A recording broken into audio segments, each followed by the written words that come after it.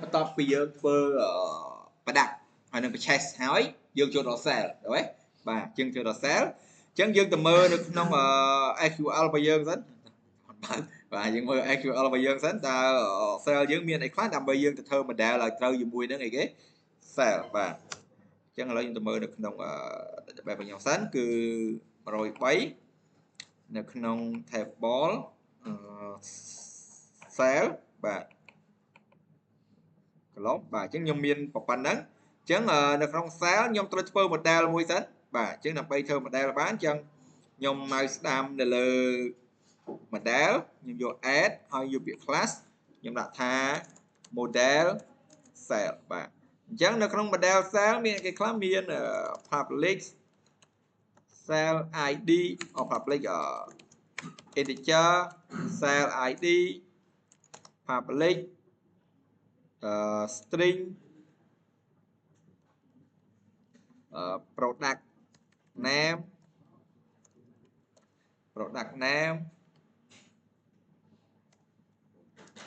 public string category name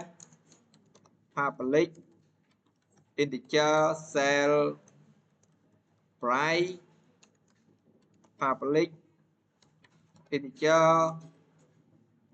quality public integer total price public date time cell date public integer user id បាទអញ្ចឹងខ្ញុំប្រើប៉ុណ្ណឹងបន្ទាប់មកខ្ញុំចាប់ផ្ដើមភ្ជាប់ជាមួយនឹង connection បាទអញ្ចឹងពេលយើងបើ model ហើយយើងចាប់ផ្ដើមធ្វើ view ណាខ្ញុំចាប់ផ្ដើមធ្វើ view អញ្ចឹងដើម្បីធ្វើ view ខ្ញុំ design បែបធម្មតាទេតាក់ទងជាមួយនឹង cell បើពួកយើងមានកំណត់អី design ឲ្យស្អាត design ថែមវាទៅខ្ញុំគ្រាន់តែធ្វើលក្ខណៈធម្មតាបាទអញ្ចឹងខ្ញុំដាក់ថា form cell បាទ form cell ខ្ញុំអាចទៅយកចេញពីប្រដាក់មកក៏បានដែរបាទប្រដាក់ខ្ញុំយក style ចុះបាទយក style ចុះខ្ញុំ copy ហើយខ្ញុំយកមកដាក់នៅក្នុង cell បាទក្នុង cell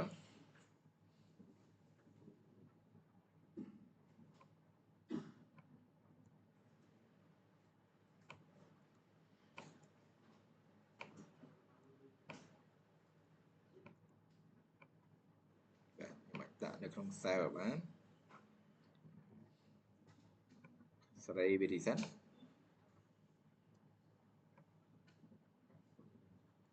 បាទអញ្ចឹងពួកយើងមានអីគេខ្លះទី1គឺចាំយើងលុបវាតាមក្រោយទី1គឺគេគឺproduct name ទី2អីគេ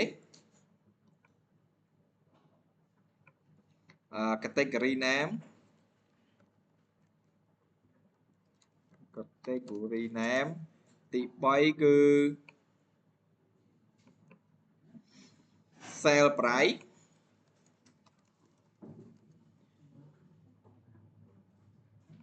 quality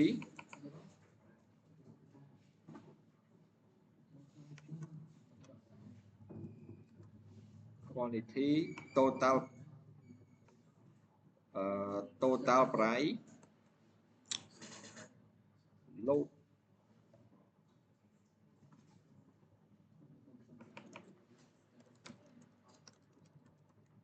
total price ហើយ sell date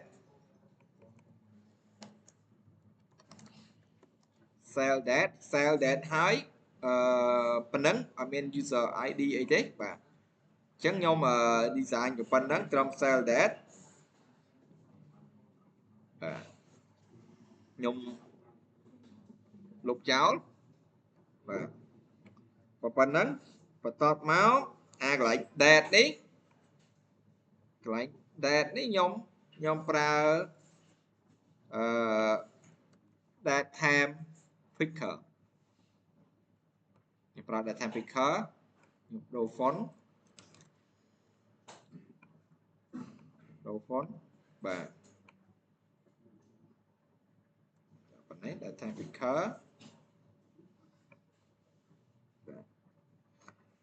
បន្ទាប់មកអានេះ cell price cell អីខ្ញុំអត់នេះទេ quality នេះក៏អត់នេះដែរខ្ញុំដាក់ text ច្បុកខ្ញុំប្រើ text ច្បុក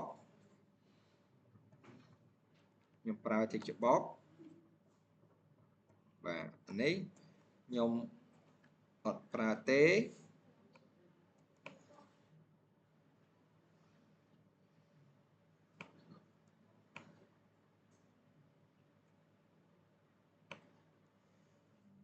ខ្ញុំសេរីអានេះសិនខ្ញុំលុបចោលលឿនបាទអញ្ចឹងខ្ញុំ add វិញទី1 product name ទី2 category name ទី3 sell price ទី4 quality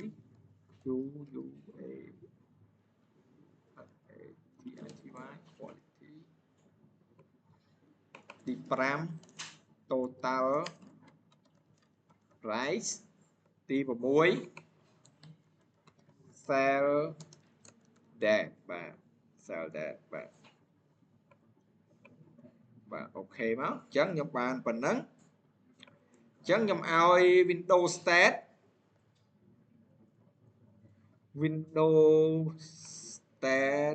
start position Windows start ខ្ញុំឲ្យ maximize ខ្ញុំឲ្យវាធំ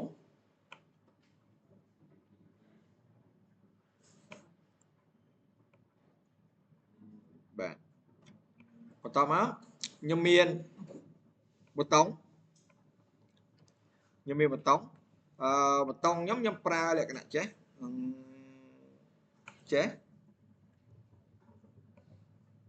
បាទដូរ font សិន tab new roman បាទអញ្ចឹងប៊ូតុងនេះខ្ញុំដាក់ថា order បាទខ្ញុំឲ្យ order ហើយខ្ញុំ copy ប៊ូតុងមួយទៀតដូចគ្នាខ្ញុំដាក់ថា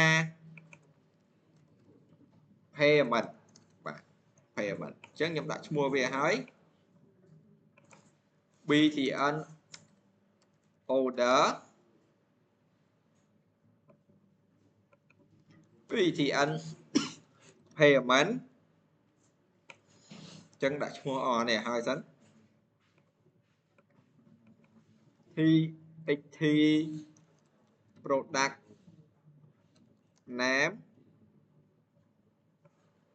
ជន់មកនេះបងមែន txt category name txt product name txt sell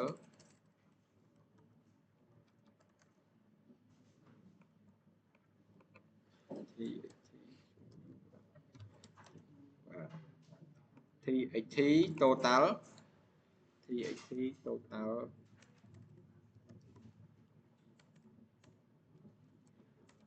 price dt sell that បាទ dt sell that អូខេបន្ទាប់ពី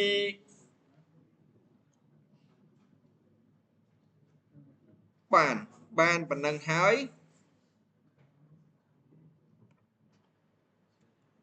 ខ្ញុំសាកឲ្យវា run សិនខ្ញុំចូលកន្លែង program ខ្ញុំឲ្យវា form sell បាទ sell បាទឥឡូវសាក start សិនបាទអញ្ចឹងវាចេញអញ្ចឹងតែវាដូចជាអត់ស្អាតទេបាទអញ្ចឹងខ្ញុំឲ្យវា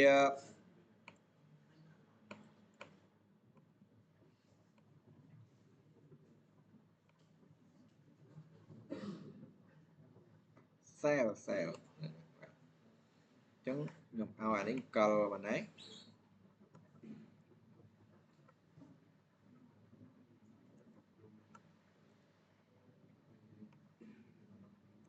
ខ្ញុំអាចដូរ font អានេះបន្តិចទៅ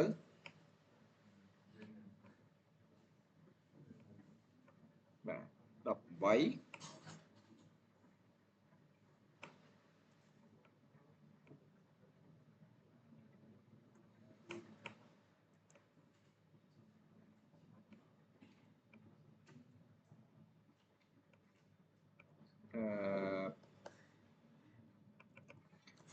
បច្ចេកយើងគេឡាប៊ូហ៎ឡាប៊ូប៊ូកាហ្វេ cell បាទ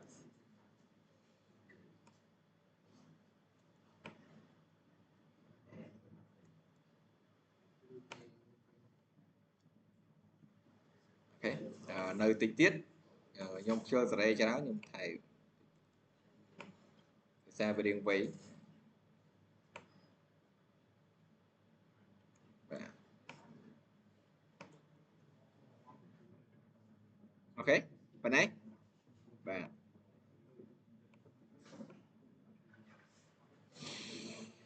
អូខេ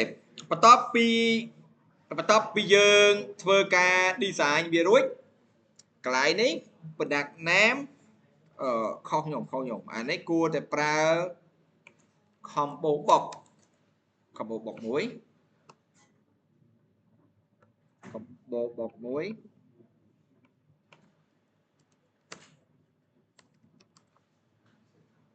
ថែម Euroman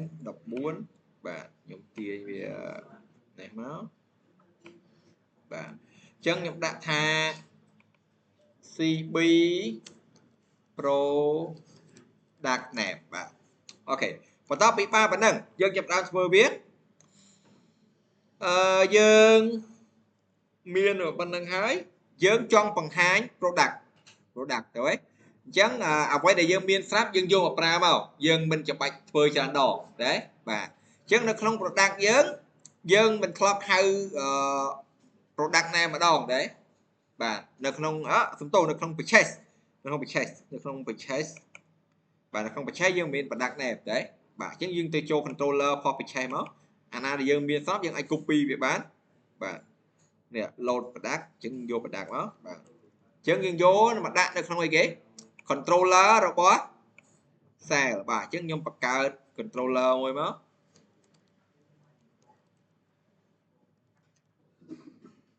controller cell បាទអញ្ចឹងភ្ជាប់ជាមួយនឹងអីគេ model cell បាទអញ្ចឹងយើងដាក់វាមកអញ្ចឹងយើងមានអីគេយើងមាននេះបាទអញ្ចឹងនៅក្នុង purchase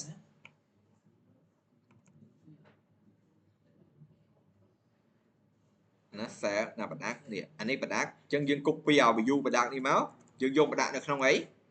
ក្នុង cell បាទអញ្ចឹងក្នុង cell ប៉ុន្តែយើងត្រូវមានអីគេ controller for cell បាទអញ្ចឹង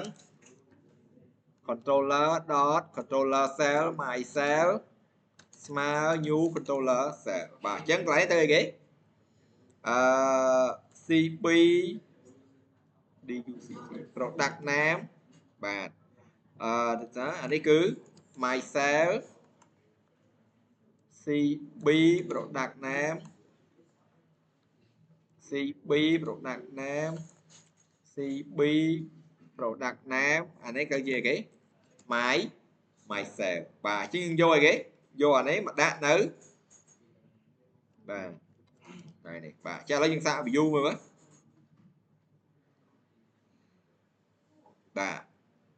បាទទេបាទអញ្ចឹងពេលដែល view ចូលដល់កន្លែងនេះពេលដែល view អាកន្លែងនេះខ្ញុំអត់អាចបើកបានទេខ្ញុំត្រូវបិទទាំងអស់បាទអញ្ចឹងត្រូវបិទទាំងអស់អញ្ចឹងពេលដែល start up form មកខ្ញុំឲ្យអីខ្លះTH មើលសិននៅក្នុង cell ចុងភ្លេច category cell quality total បាទ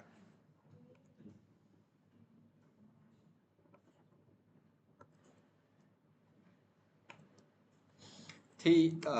THT category ដល់ underball small for ខ្ញុំមិនស្អីជាក់ស្ដែងទូទៅ THT quality ដល់ underball small for DT ដល់ for THT cell price ដល់ small for edit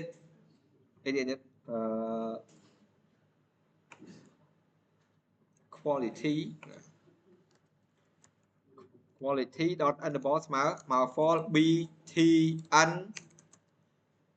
order dot underball small for BTN payment dot underball small for បាទអញ្ចឹងយើងសាក start មើលបិទមែនអត់អូខេពិតជាបិទមែនប៉ុន្តែបើកទៅអីគេបាទនេះមួយបាទអញ្ចឹងតទៀតនៅក្នុង cell brown នេះក៏ខ្ញុំអត់ត្រូវការដែរបាទបន្ទាប់មកយើង select គោលដៅយើង select នៅលើប្រដាប់វាចេញមកនេះប៉ុន្តែឥឡូវយើងទៅមើលនេះសិនយើងទៅមើលនៅក្នុងប្រដាប់củaយើងមួយសិនយើងទៅមើលនៅក្នុងប្រដាប់103ដែរselect Kai from v underscore pro ដាក់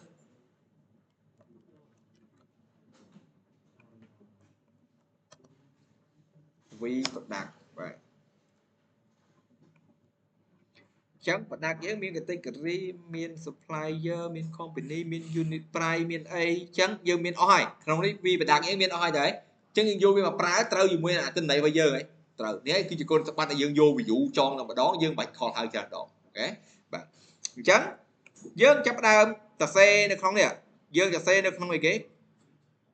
event អីគេ select change commit បាទអញ្ចឹងយើងចាប់ដល់សរសេរអីគេ string មានអ្នកចាំអត់ SQL ស្មើអីគេ select អាហ្នឹងដូចខ្ញុំសរសេរហើយនេះផាសមកនេះអូអត់ទេខុសយើង select Kai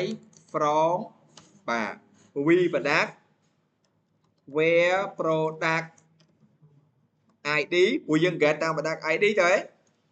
ស្មើ single quote ហើយគេទៀត double quote ហើយយើងត string ជាមួយគេ cb product name dot អីគេ selected value បាទ selected value បាទហើយកន្លែងក្រោយនេះគឺអីគេ semi colon បាទអញ្ចឹងពេលយើងប៉ាហ្នឹងហើយយើងអីគេបាទអូខេបន្ទាប់ពីយើងសរសេររួចហើយយើងចាប់ដើមសរសេរ SQL command cmd ស្មើ new SQL ដៃគាត់ចិត្ត command នៃ SQL ក្បៀ my cell ដល់អី con បាទយើងសបយើងកណ្ដេកសិនមើលឃើញអីបាទបន្ទាប់មកយើងសរសេរ SQL data adapter ខ្ញុំដាក់ថា DA product ចុះបាទ adapter របស់ product ស្មើ new SQL បើចេះថ្ងៃនេះ SQL data adapter នៃ CMD អីអត់មានបាទបន្តមកខ្ញុំប្រកាស SQL data សន្ទុះ data table DT product ចុះបាទ product POD បាទស្មើ new data product បាទបន្តមក data adapter product dot select command cmd បន្តមកខ្ញុំឲ្យadapter dot data adapter dot field នៃ data table យើងយក data table មកទាំងអស់បន្ទាប់មកដាក់លក្ខខណ្ឌ if data adapter data table នៃ product dot row ធំជាង0មានន័យអតិន័យពេលវាធំជាង0មានថាធំជាង0មានថាវាកើនណាពេលវាកើនយើងឲ្យចេញអីខ្ញុំឲ្យចេញ txt category name dot text ស្មើ dt product បាទ data table product dot row index 0 ដូចជានៅទី2ដាក់សិនចាំចេះ database dot to string category នៅណា category លេខប៉ុន្មាន0 1 2ត្រូវអត់ទី2បាទមកយើងមានយើងចង់ចេញអីទៀតយើងមានហើយcell price យើងមាននៅក្នុងកណ្ដាលដែរទៅហ៎បាទអញ្ចឹង TXT cell price dot text ស្មើ dt បដាក dot row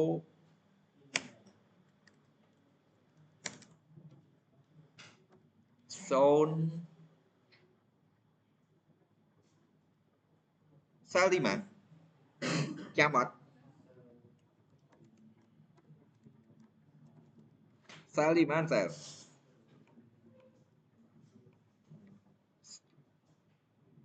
1 2 3បាទ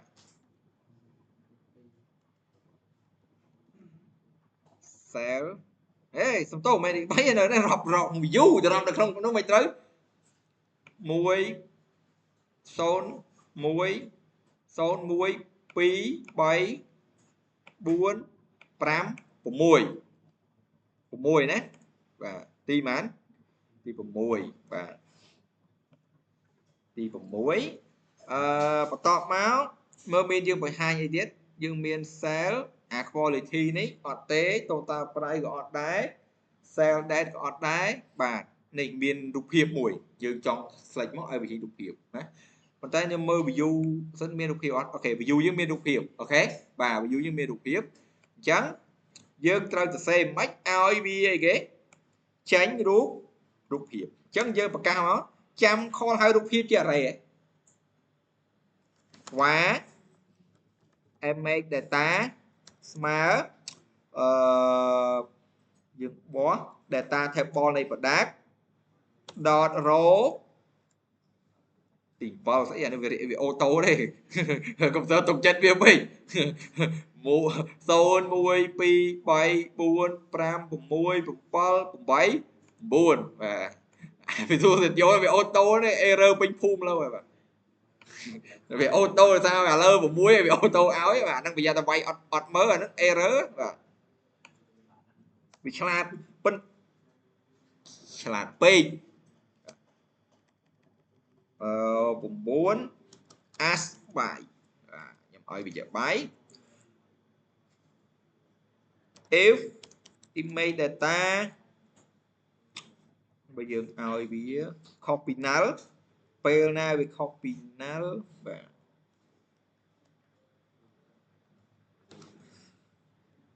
and មួយទៀតចុះខ្ញុំដាក់លក្ខខណ្ឌ and image data ឡើងធំជាង0បាទពេលវាធំជាង0ពេលក្នុងករណីដែលវាមាន using បាទ using នៃ var stream ខ្ញុំប្រកាសមួយ stream stream stream ស្មើ new memory ផ្សេងខ mem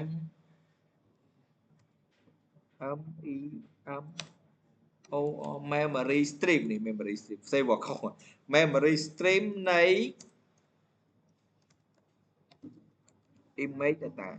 អានេះវងកញ្ចក់មួយទៀតយ៉ាងបាត់ណាបាទវងកញ្ចក់មួយទៀតបន្តមក pb image អា pb image អា picture box យើងមិញណាបាទ dot image ស្មើ system dot drawing dot image dot file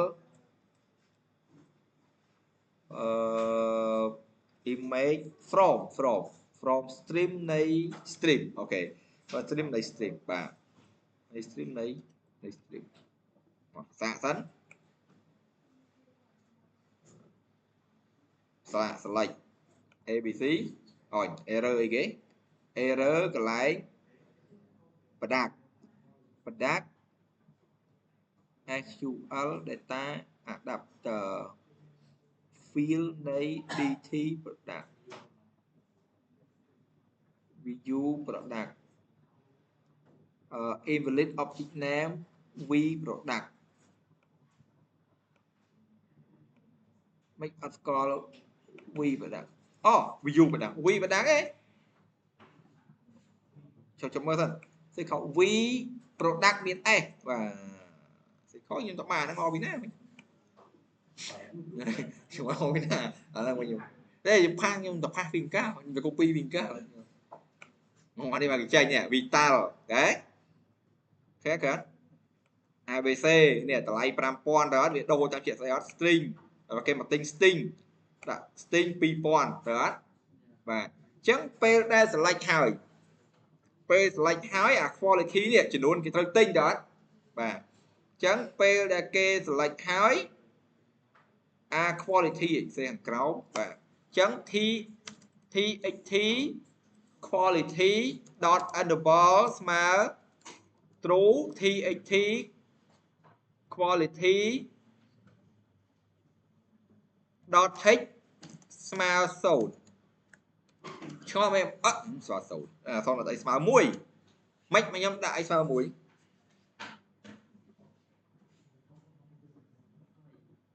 mê smart mũi ba đọc chùm nuôn đó nè miếng này trẻ chỉ mới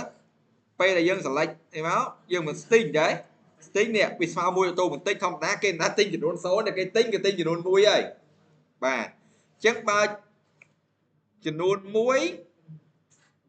total price giá total price mìnhត្រូវបាន2000ដែរអញ្ចឹងដើម្បីបានកន្លែងហ្នឹងកន្លែងហ្នឹងយើងមិនត្រូវគណនាចំនួន total price ប៉ុន្តែ total price យើងគួរតែ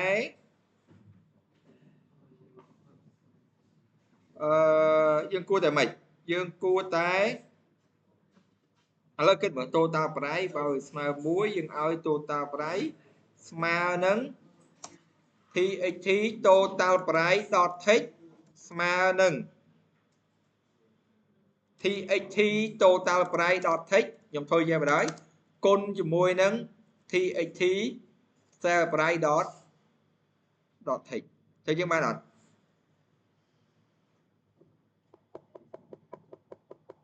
ចប់អត់ត្រូវទេបើសិនជាយើងគុណមើលសិនពេលដែលគេដូរទៅនេះអូខេចេះអញ្ចឹងវានាំឲ្យ txt total price ស្មើ txt quality dot text អញ្ចឹងចេះquality អី txt sell អីយល់ហើយនេះអត់ txt sell price មានតែពេលដែលគេមកវាបានមួយអាចចំនួននោះគឺវាចេញតម្លៃប៉ុណ្ណឹងដូចគ្នាបាទអញ្ចឹងអត់ទៅចេះគេរើស sting មួយអូខេអញ្ចឹងអាហ្នឹង2000ទៅអត់បាទ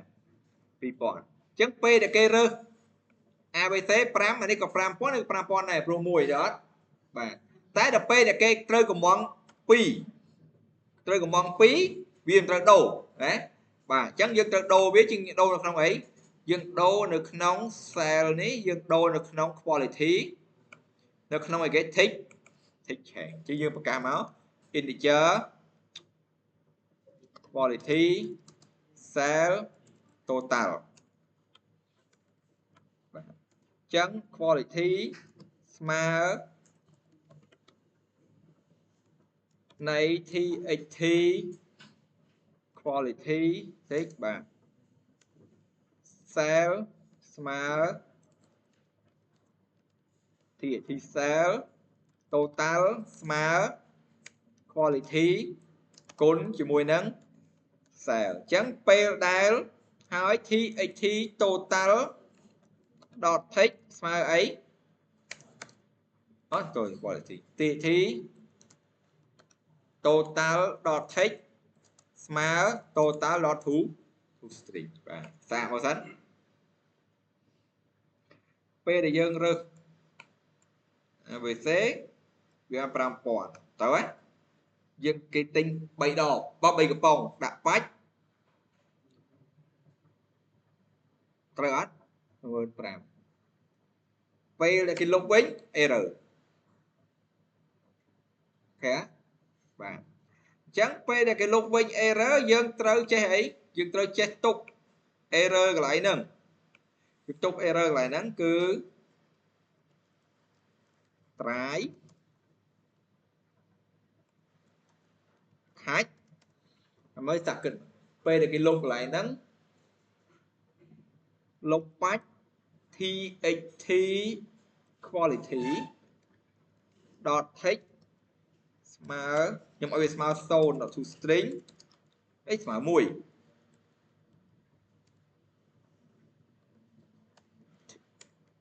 txt total price dot text ស្មើ txt sell price dot text សាក់គិតណាមើល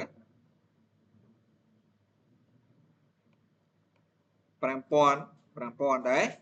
បាទអានេះត្រូវបិទ total price ត្រូវបិទខ្ញុំភ្លេចបិទមិញបាទអញ្ចឹងខ្ញុំកែវាដាក់3 15000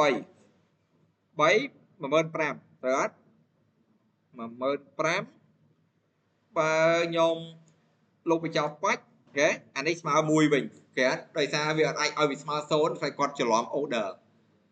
ហ៎បាទអញ្ចឹង total price ត្រូវអីត្រូវបិទនៅក្នុងអីគេ form load ឯណា total price បាទអញ្ចឹង txt total price dot underbar ស្មើ false អញ្ចឹងពេលយើងបិទ total price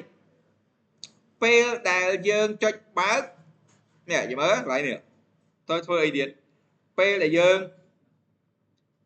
ចុចបាច់ abc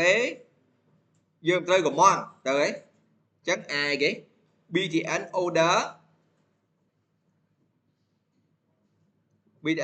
ត្រូវអីត្រូវបើកបាទប៉ុន្តែចុះអូខេបើកអានឹងមួយសិនអញ្ចឹងនៅខាងក្រោមនេះគឺឲ្យតែគាត់ select គឺ btn order.underbar ស្មើ true អញ្ចឹងបើកអា order អញ្ចឹងពេលដែលគាត់ select នេះគាត់បើក order ទៅហ៎ពេលដែលគាត់បើក order គាត់ដូរមុខទំនិញគាត់ដូរចូល string ក៏អត់បញ្ហាដែរព្រោះយើងចង1000រួចអស់ហើយអត់បញ្ហាវាលេងរត់ដូចអា product បើ product ដោយសារយើងអត់បាន sell វាណាបាទអញ្ចឹងពេលដែលគេចុច order បាច់ត្រូវ payment ត្រូវអីគេត្រូវបើកណាអញ្ចឹងអានេះនៅក្នុងខ្ញុំទៅបន្តទៀតទៅហើយមុនយើងសម្រាប់បាទអញ្ចឹងពេលដែលគេចុចលើ order ពឹបទី1គឺ txt payment .underbar ស្មើ true បន្ទាប់ពី txt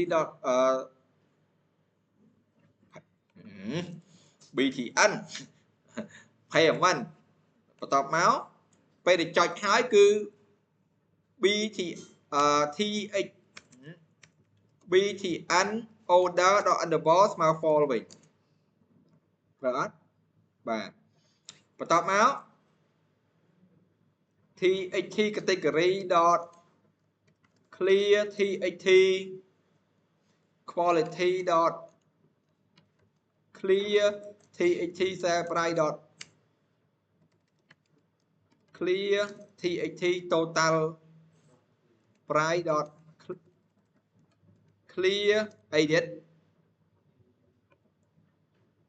category sell price quality total price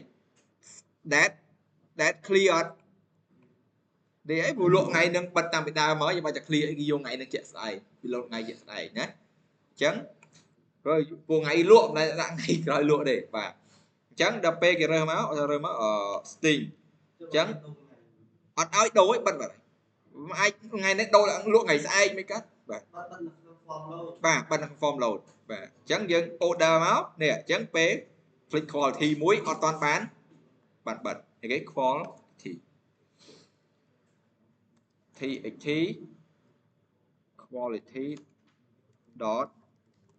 clear អញ្ចឹងពេលដែល dot clear ពេលដែល order add ហើយនេះ copy នេះមកវិញមក copy អាបិទនេះ copy អាបិទនេះមកវិញយើង copy អានៅក្នុង form load ហ្នឹងមកវិញយើងយកមកដាក់ទៅនេះមកមិនមកដាក់អញ្ចឹងពេលដែលយើងបិទចេះមើលពេលដែលយើងចុចនៅលើ string យើងមិន order អត់ទេឧទាហរណ៍យើង order ចូលណា order មួយបាច់អញ្ចឹងអានេះវាលុបចោលអញ្ចឹងអានេះវាចោលមកអូខេបាទអញ្ចឹងវានឹងចោលវាអត់ឲ្យយើងនេះទេអញ្ចឹងអានេះវាចេញមួយត្រូវដោយសារវាទុកឲ្យយើងកំងបានមួយហ្នឹងណាបាទអញ្ចឹងយើងអត់ថាABC បាច់វាអត់តន់ឲ្យទេវាអត់តន់ឲ្យដោយសារយើងនេះអញ្ចឹងពេលដែល select នៅលើ Thịt chèn này BTN order cái tôiจะបើកដែរទៅហ៎បាទអញ្ចឹងនៅក្នុងអីគេ thịt chèn